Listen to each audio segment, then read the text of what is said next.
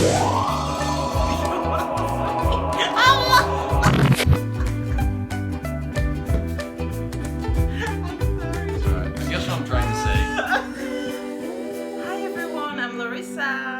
I'm Brady. Welcome back to our channel. We're so excited to have you back, and today we're going to be trying something new. We are big cinephiles. We love the cinema, we love the art of movie making, we love the suspension of disbelief. Going to the movies for us, it's not just like a standard date night trope. It's something that we really enjoy talking about, analyzing, and learning more about each other as well, whether our different views and tastes, and just also discovering something together for the first time is something that we really enjoy doing in our relationship. And today we thought we might try that with you over a film that we haven't seen yet. Yes, and everybody's talking about it. So I was scrolling down my feed on, I think it was on, yes, it was on Instagram. So one of the YouTuber that I follow on Instagram showed that poster of little girls wearing, let's say, skimpy outfits. Yeah, it was costuming for an obvious dance competition. And normally this kind of attire wouldn't have raised an eyebrow for anyone unless you looked closer at the dancers and realized these are all pre-pubescent girls. I realized that it was a French movie, and I heard about it from an American YouTuber, and I was like, there must be something interesting here. Usually a French movie don't make so much noise. So I went and tried to watch the trailer. So I told him that he absolutely has to watch it with me because I thought it was interesting, so we can discuss it. So the first thing that comes to my mind is I'm 100% reminded of two films. 2003's 13, which was a breakout role for Evan Rachel Wood, and also starred Holly Hunter, who's an Oscar Award winner. And also 1995's Kids, which was the breakout role for a very, very young Rosario Dawson. Okay. Because these films, these two in particular, addressed young girls dealing with drug abuse, dealing with being promiscuous, having sex, and basically the shattering of this idea of a coming-of-age story should be wholesome. Yeah. I mean, this is how Netflix described the movie. She was discovering her sexuality while trying to break away from the traditions of her family. So I see where the director is coming from, because being a Senegalese, like, she had to deal with her father's polygamy, which she got inspired to make that her first short movie. Back in 2015, she created a film. Yeah, called Maman. And it was first entered into the Toronto Film Festival. Then later, the following year in 2016, she submitted to Cannes. No, not Cannes. I'm sorry, but to Sundance. And it received the Best Short Film Award. Best Director. No, that's for this one. Oh, really? That was for this one. Yeah, this one.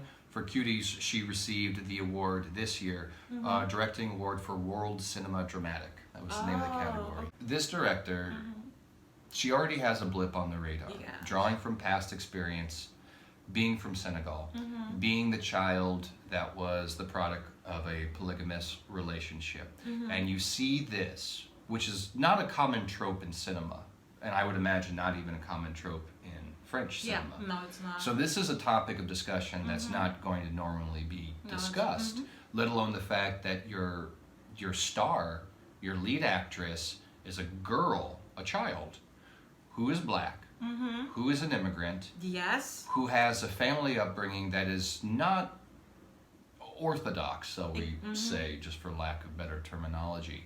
So this is creating a very unique character. That might not be the most relatable to most audiences. In my opinion, though, what is watching this young girl find her identity. And I feel like Netflix really, really missed the boat. And I think that I understand what the director was trying to do. She was just trying to show how it can be such a struggle for a young girl who has like this traditional background, coming from like a Muslim background, growing up in the Western world, when she's exposed to like hypersexualization all the time, you know, and she's just trying to find herself going through that. And that's what I got from watching the trailer. I didn't see, because I don't think for a second that this woman, like the director, she's gonna be like sitting at home and be like, what kind of possible way can I come up with to exploit children? So no, I don't believe that for a second. That was the big thing she was trying to talk about. Yeah, but she was trying to talk about it but by denouncing it. Yes. Not by actually, because the problem with this thing is that a lot of people, like when the movie was announced to America, a lot of people were just outraged by the poster. Yes. Some of them watched the trailer but were still outraged, and I understand it, because we're living in this old era of, I mean, Jeffrey Epstein, like child exploitation and cases of pedophilia arises every day. So I understand that. The best time or the worst time to talk about it. Exactly. Because it is such a tense moment. But I remember when we first started talking about this, the very first thing I said was, I don't see how that is exploiting children when you have TV shows like Toddlers and Tiaras. Yeah. And you have all of these beauty pageants that exist within the States that I personally have a great issue with, especially when they have and this goes all the way back to the John Benet Ramsey case. Like, why is it that you should have a 6, 7, 8-year-old girl in a swimsuit competition? You see, that's the debate, baby. Like it goes into all that debate. Like, should we have like young girls modeling at this young age, because it's still kind of like using their physical appearance, making them aware of their beauty and stuff like that. And so the people that are outraged by the movie, usually I see that those people in the first place, they are not for the pageants and things like that. No, for they're kids. not. But a lot of these people that are also reviewing this trailer, they're not reviewing the trailer, they're reviewing the poster, and they're reviewing the reaction. But as you can see, if you look at the original one, that's exactly, in my opinion, what that film is trying to portray. Yeah. It's a very unique coming of age story. You see these girls, these children, that just got back from a shopping excursion, and they're even wearing some of the clothes. And you can see the clothes that they're wearing. They're wearing bras, for example, outside of their shirts. I mean, which girl haven't played with like grown-up clothes before? Exactly. You know? It looks like dress up. Yeah, now, it is. How they were able to go and do that for that particular scene, foreshadow, you know that something darker is about to be unveiled. Because if they had kept this poster, people wouldn't be as outraged. Because even me watching the first poster, like it's let's be honest, it's disgusting. It is disgusting. No one wants to see an 11-year-old in that kind of position. Also, nobody wants to see that twerking. Yeah, no one wants to see an 11-year-old talking ever. Yeah. But let's be honest for a second. We know that they do. That's another point. Let's be honest. Like, I'm not going to even lie, like pretend that, oh no, 11-year-olds. No, we know that they do. We have TikToks, Instagram. There are a lot of sexual images that those kids are exposed to every day. A lot of twerkings, like the music they listen to. My thing is, the only mistake that the director might have done is casting 11-year-old girls. This is like so shocking, because even if they're actresses, it's still 11-year-olds in those shorts. It's still 11-year-olds like twerking on camera. But that even being said, I feel like the biggest tragedy in all of this is, one, you are taking away all of the focus that is this protagonist character. Yeah. Instead of us focusing on how empowering it could be to have a movie with a little girl with her background being what you would not think of as a star for a French movie. All of that's thrown out the window with the controversy. The controversy that focuses around a poster. Marketing. Yes, it's marketing. Marketing, and I think that's the biggest problem here with this consumerism, commercialism. How do these elements affect art? Well, in my opinion, this poster is a very good example of that, because when you look at Netflix's version, and by the way, I don't think Netflix could have messed this up any worse than they have. Yeah. Between the poster, between that The BS synopsis, apology. and it sounded really tone deaf. Oh, it was to the extremely issue, tone deaf. so- It was like when you're apologizing for something, but you don't actually say you're sorry for it. Exactly. You don't say what you're sorry for. You don't know what you're apologizing Yeah, for. So. we call that a half-ass apology. Where I come from. Okay, half-ass apology. It's a half-ass apology. Yeah. No, half-ass apology is no Yeah. apology. No, if it's I not. had like really one thing to say about this is that I feel like this director, she just wanted to portray reality of these young girls. I know it's not every 11-year-olds that would do these kind of things, but she just wanted to portray, to show that, yeah, there are some girls out there that are going through this. And as much as disgusting it is, it's the reality. Yeah. And she just wanted to be like, maybe brought a topic that we can discuss, if that's what she wanted to do. Mission accomplished, because Sure.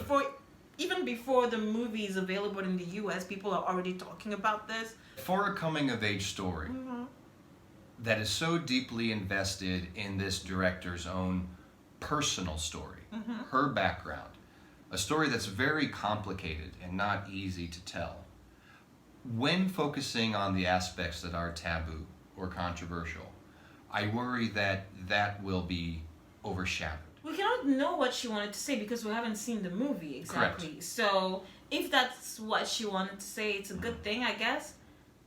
But I think to make like a deeper analysis, we should definitely On make a this. follow-up on this one, because we cannot speculate too much. No, we can't. But judging from what we have, from the poster and from the synopsis, Synopsis, yeah. the synopsis, I think that it's not as bad as the American poster. Because when I saw the trailer, I was like, yeah, I understand why people are outraged, but at the same time, it's not like that, guys, because I feel like the very thing she wanted to denounce is the very things she's been accused of in Yes. regards to this movie. So I think Yes. it's kind of like unfair a little bit, Oh, it's very unfair. but at the same time, I understand. I don't want to see an 11-year-old in that kind of position. If only she would have picked, she would have cast. I mean, An older not, actress. yeah, Yeah, like I absolutely agree 18 with years that. old. Like, it's the same issue. It's the same discussion, actually. I think age is a lot of it, and I think at the same time too, most of people's reaction isn't necessarily to the trailer or to the film itself. It's to the poster. Yeah, it's this poster. It's really, this poster. and that couldn't have been. Yeah. It couldn't have been messed up worse. Oh yeah, this poster is All horrible. encompassing. I don't understand how nobody could be like, okay, guys, maybe this poster, like, Yeah. none of them have kids. It just baffles me that no one was like, okay, guys, maybe we're missing the mark here, you know? Like, maybe we should, I don't know. The other thing too, that like one, the subject matter does make me uncomfortable. Yeah, the It makes subject me matter? uncomfortable as a man who works with children. It makes me uncomfortable as a man who comes from a big family. It makes me uncomfortable as an uncle as Yeah, well. yeah. So like I have all of these things that I keep in mind, but I also exist within the real world. However, to a certain degree, I feel like this is not nearly as bad as other shows and films, TV shows that is, that Okay. readily and actively exploit children. Children, yeah.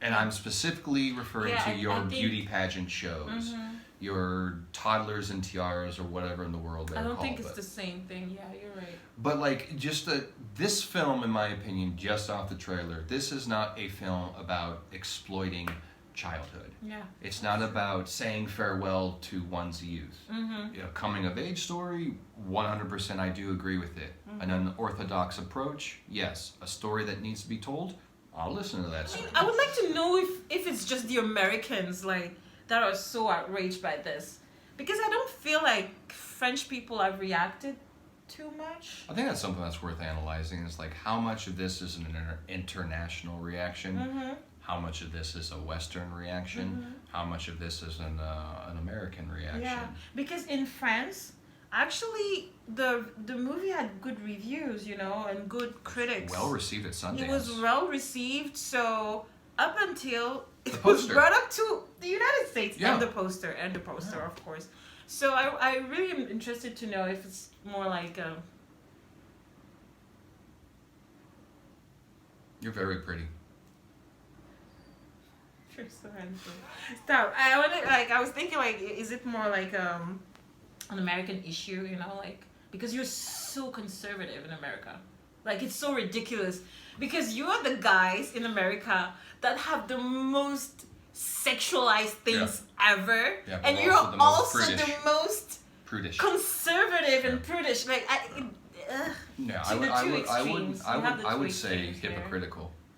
Yeah. Our society Yes. is extremely hypocritical. And I thought that we had to talk about this because it was interesting that the movie was French and it created so much outrage there in the US, and I thought that we could discuss that and see both of our point of view. And actually I'm surprised because I thought that you would be more, I know that you're not conservative, but I thought that you would be more outraged, like you would react the same way as those people like that I see reacting on Well, I feel like on the internet.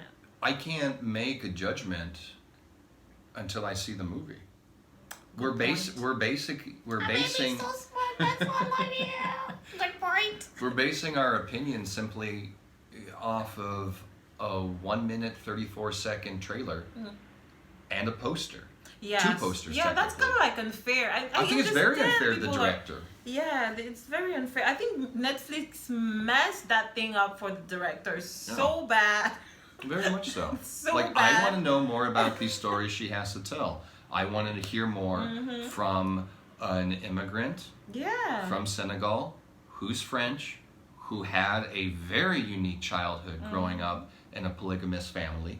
I want to know more about that. And I like how she is taking her background and using that as stories to be told in her first film, The Short, back in 2015-16, and then today in 2020 with Cuties, or Exactly. Minions. How do you say it? Mignon. Yeah, exactly. It sounds way better when you say it. Oh, sorry. So yeah, I have to reserve my, I hate using that word, but yeah, I have to reserve my judgment because I don't have all the facts yet. There's a story Yes, that we needs don't. to be told. Exactly. That And we before- need to see. That we need to see. And I hope that this trailer is not like. We have this thing. I don't like to watch trailers before we go see a movie because every time I see a trailer, I feel like I see the whole movie before even watching it. So I hate seeing Does them happen a lot. first because I want to keep the element of surprise because they put everything in the trailer for some reason. So I just hope that this is not kind of like a trailer where you see everything in there. But at the same time, I kind of do because if all we see is what we see on this trailer, I think it's okay. Like judging from this trailer, I think it's not as bad as the poster. No. For sure. No. And we should give it a chance. Yeah, we'll definitely give it a chance. We should absolutely give it a chance. And thank you for giving us a chance too. Thank you. Let us know your thoughts. Yeah. Comment down below. Subscribe. And we look forward to seeing you again. Again.